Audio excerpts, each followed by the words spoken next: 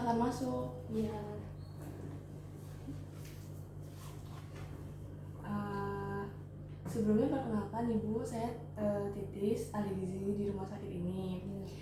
Sebelumnya, apakah Ibu kesini atas rujukan dokter atau kemauan sendiri Ibu? Nah, atas rujukan dokter, Mbak. Oh baik, boleh saya lihat surat rujukannya? Nah, iya Mbak, ini.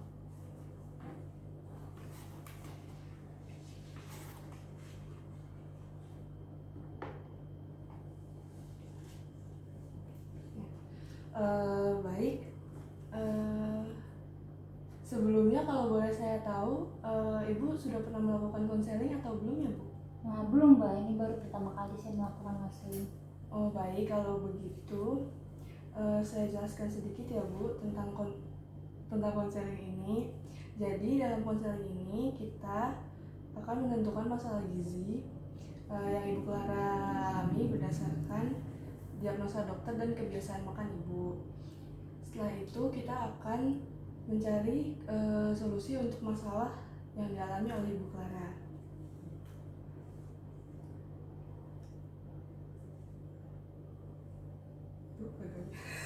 Hei, Lu bilang gue kok begitu? iya. Terus kayak gimana, Tis? Nggak apa-apa, lanjut aja, nanti dikat bisa? Bisa. Nah, ya. Ya udah ngomong. Oh begitu. Oh iya, oh begitu, baik Mbak. Begitu doang lagi ya. Oh gitu, mohon bantuannya gitu. Oh gitu, oh begitu, mohon bantuannya ya Mbak. Ya Ibu Clara, kita lakukan bersama-sama ya Ibu. Saya Iya, lihat baik, terlebih dahulu surat data rujukannya. Saya cek kembali ya Ibu. Apakah betul Ibu Clara Claudia Koyanunisa, umurnya 35 tahun, pekerjaannya sebagai pegawai swasta? Nah iya Mbak, betul. Oke, baik, kalau begitu selanjutnya kita akan melakukan konseling kurang lebih berlangsung selama 30 menit dengan tujuan mengubah perilaku makan yang disertai dengan pola makan. Apakah Ibu bersedia? Nah, baik Mbak, saya bersedia. Baik, kita mulai ya Bu. Berdasarkan data hasil rujukan, berat badan Ibu 55 kg dengan tinggi badan 153 cm. Kalau boleh saya tahu itu terakhir diukur kapan ya Bu? Nah, seminggu yang lalu Mbak. Oh begitu. Baik Bu, sekarang saya izin akan melakukan pengukuran kembali berat badan dan tinggi badan Ibu. Nah iya Mbak, boleh. Apakah Ibu bersedia? Nah iya Mbak, boleh.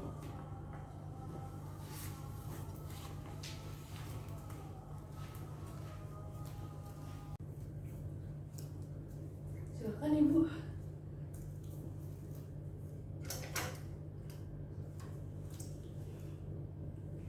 Baik Ibu, pandangan lurus ke depan.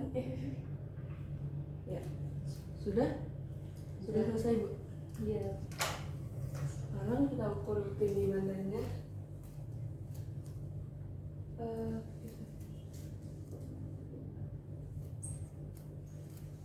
Melapatmu ke lantai.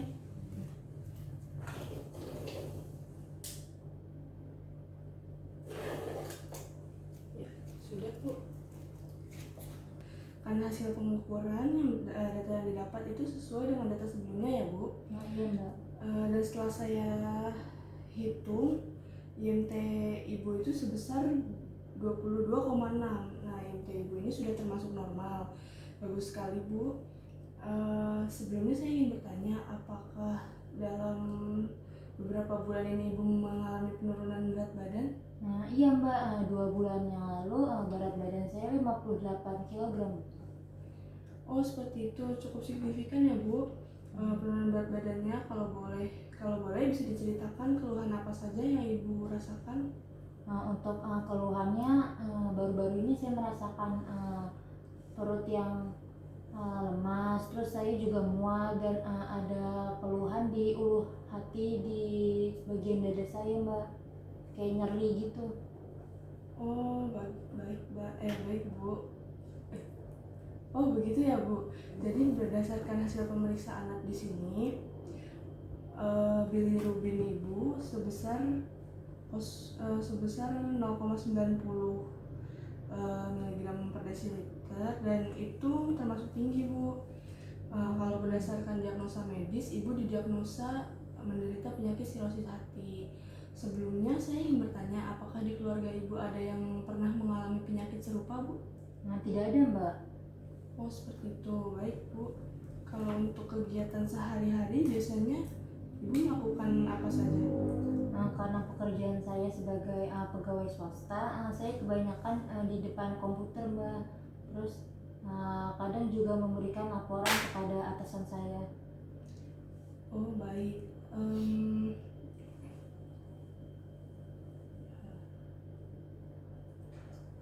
Baik Bu, apakah Ibu belakangan ini sedang banyak pikiran atau ada hal lain yang membuat Ibu tidak baik?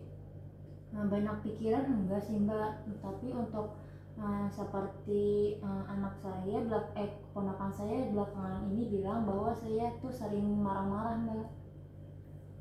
Oh begitu ya Bu. Oke baik. Ya gitu aja, kayaknya lupa gubah ya gitu kan. Apa yang belum diubah? Atau menurut Ibu tidak baik, banyak pikiran sih enggak Mbak. Tapi belakangan ini saya agak murung Mbak, karena saya merasa mual Mbak. Oh iya, terus gimana? Ya udah, di bagian ini dikat aja. Iya. Baik Bu, lalu apakah Ibu belakangan ini mengalami banyak pikiran atau ada hal lain yang membuat mood Ibu tidak baik? Banyak pikiran enggak sih Mbak, tapi belakangan ini saya sering mual Mbak. Oh jadi Ibu tidak nyaman gitu Tidak ya? nyaman ya. Oke baik, kalau begitu sekarang saya akan melakukan food frequency dengan menanyakan makanan apa saja yang Ibu konsumsi dalam sebulan ini. Apakah Ibu bersedia? Iya Mbak, silahkan. Ya baik.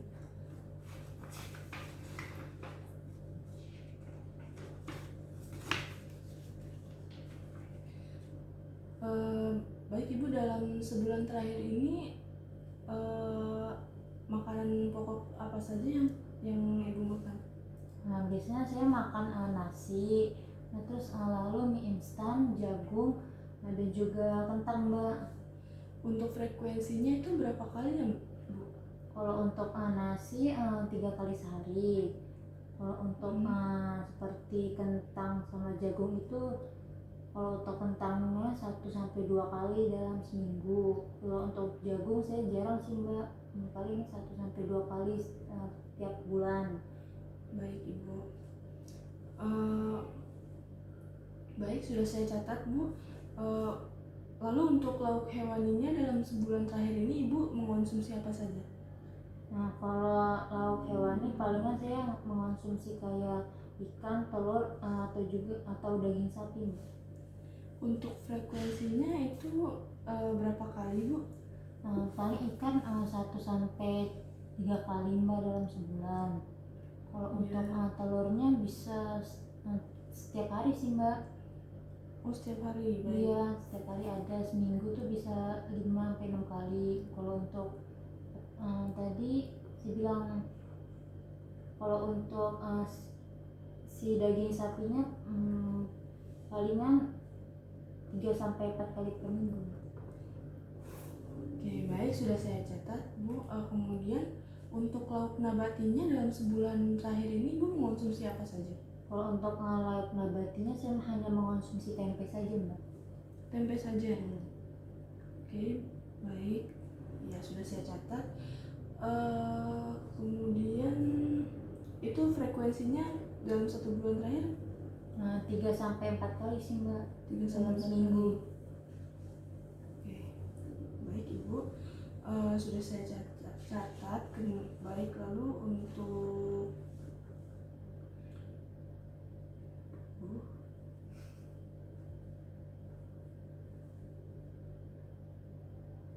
untuk lauk seperti seafood seperti itu, apakah Ibu konsumsi dalam sebulan terakhir ini?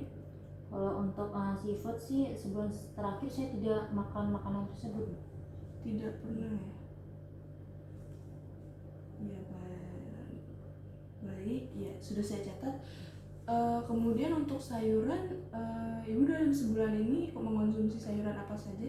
Nah, biasanya saya mengonsumsi sayur seperti bayam, kangkung dan juga sawi hijau gitu, Mbak. Frekuensinya dalam sebulan terakhir ini berapa kali ibu kira-kira? Nah, kalau untuk frekuensinya saya selalu makan pakai sayur ya, Mbak, 3 kali sehari. 3 kali sehari.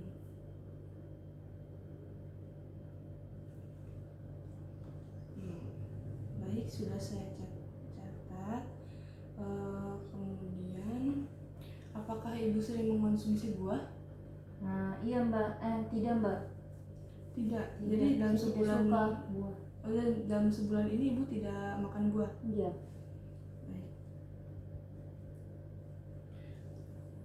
Baik. Lalu untuk makanan selingan seperti camilan atau snack itu ibu biasanya mengkonsumsi apa, Bu? Nah, kalau biskuit saya bisa 1-2 kali sehari, Mbak. Oh gitu, biskuit. Baik. Kemudian untuk minuman manis, minuman botol atau minuman yang beralkohol, apakah ibu sering konsumsi dalam 1 bulan terakhir? Nah, kalau teh paling 1-2 kali sehari ya, Mbak. Untuk minuman bersoda kayak Coca-Cola, Fanta gitu biasanya saya mengonsumsi 1-3 kali seminggu.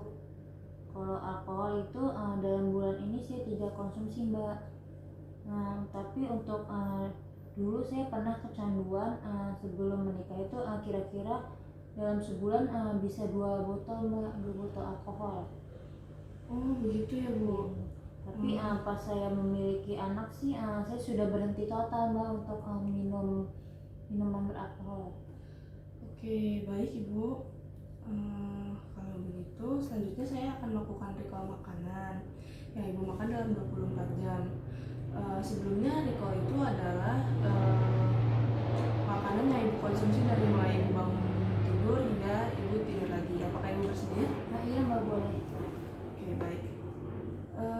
Bisa disebutkan, Bu, dari mulai bangun tidur hingga ibu tidur lagi kemarin ibu makan apa saja? Nah, kemarin pagi saya makan nasi, telur dadar dan juga tumis kangkung, Mbak. Oke. Lalu untuk makan siangnya itu saya makan nasi, ayam goreng, nasi dan ayam goreng saja, Mbak.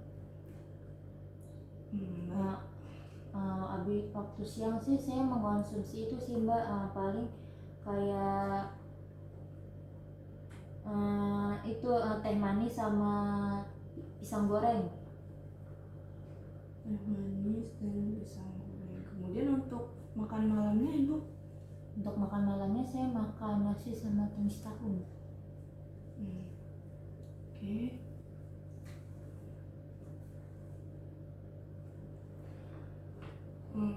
Baik ibu, saya coba ulangi kembali.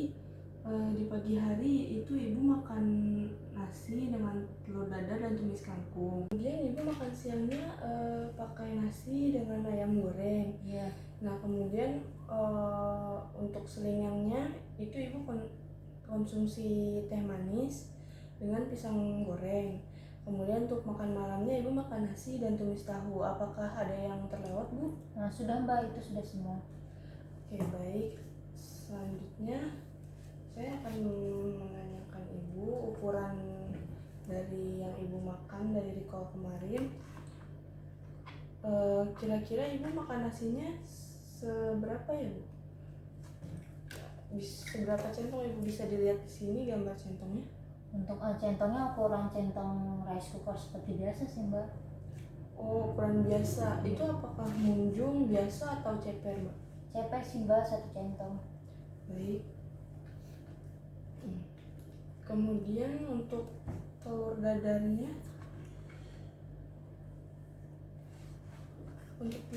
kira-kira ibu makannya 1 butir atau bisa dilihat di sini atau apakah persis di sini? Untuk telur dadarnya sama, Mbak, seperti ini 1 butir. Berarti sama ya, Bu. Iya, kemudian untuk tumis kangkungnya kira-kira berapa sendok ibu makan? Untuk tumis kangkungnya kira-kira saya makan 3 sendok makan, Mbak. Sendoknya sama seperti ini? Iya, sama. Baik, 3 sendok. Untuk makan siang nasinya seberapa ibu? Nasinya masih sama, Mbak, seperti yang makan pagi, 1 centong ceper. Oh, sama. Untuk centongnya juga masih rice cooker. Baik.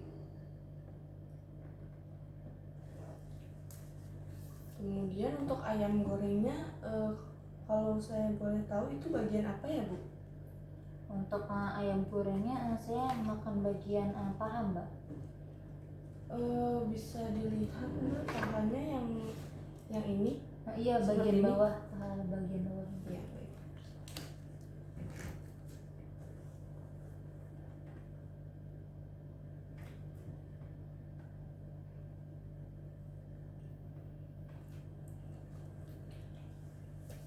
Baik, kemudian untuk teh manisnya Ibu menggunakan gelas yang mana Bu? Untuk teh manisnya saya biasanya menggunakan cangkir, Mbak, yang ukuran biasa. Untuk teh itu kira-kira paling ini, Mbak, yang 190 ml. Iya.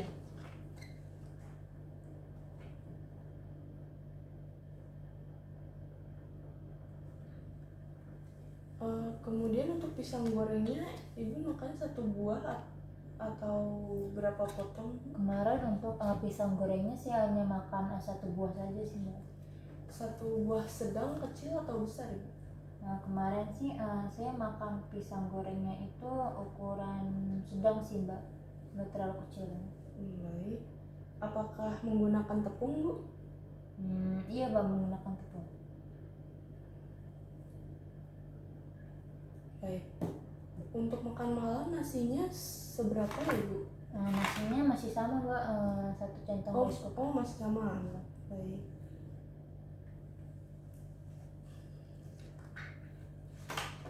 Untuk tumis tahu kira-kira Ibu makan seberapa Bu? Untuk tumis tahu saya makan 2 sendok makan saja, Mbak. Bisa dilihat ini contoh sendoknya yang mana Bu yang Ibu gunakan? Sendoknya bagian ini, Mbak. Iya. Oke, baik.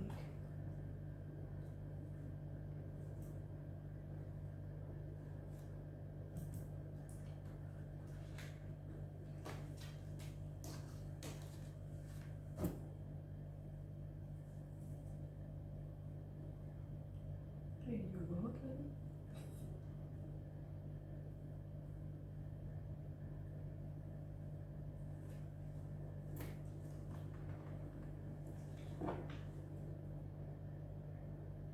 Baik Bu, sudah saya catat semuanya.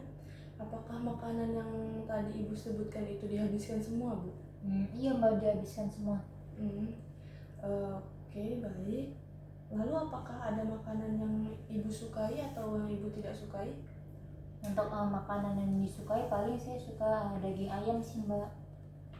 Daging ayam.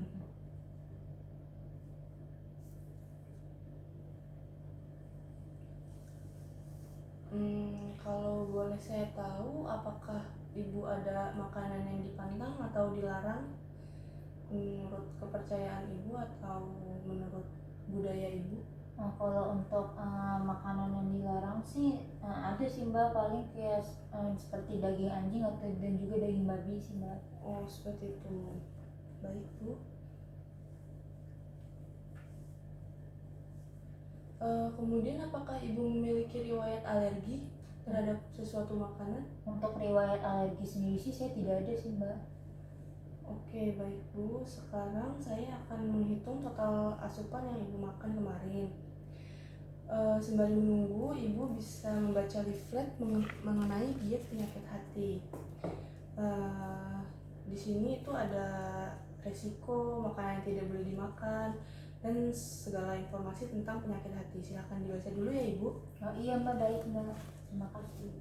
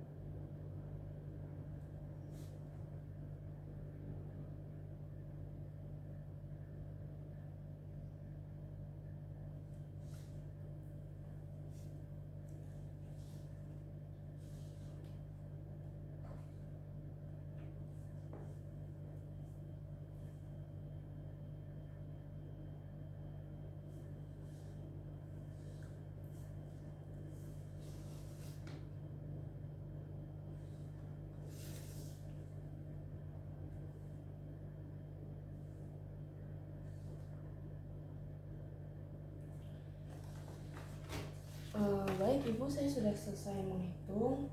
Berdasarkan hasil perhitungan masalah gizi yang Ibu alami ini, yang pertama adalah kekurangan asupan oral berkaitan dengan mual, muntah, dan lemas, ditandai dengan pencapaian kebutuhan energi Ibu itu hanya mencapai 36%, protein 36%, lemak 47%, dan karbohidrat 29%, Bu. Nah, semuanya itu masih di bawah 80%.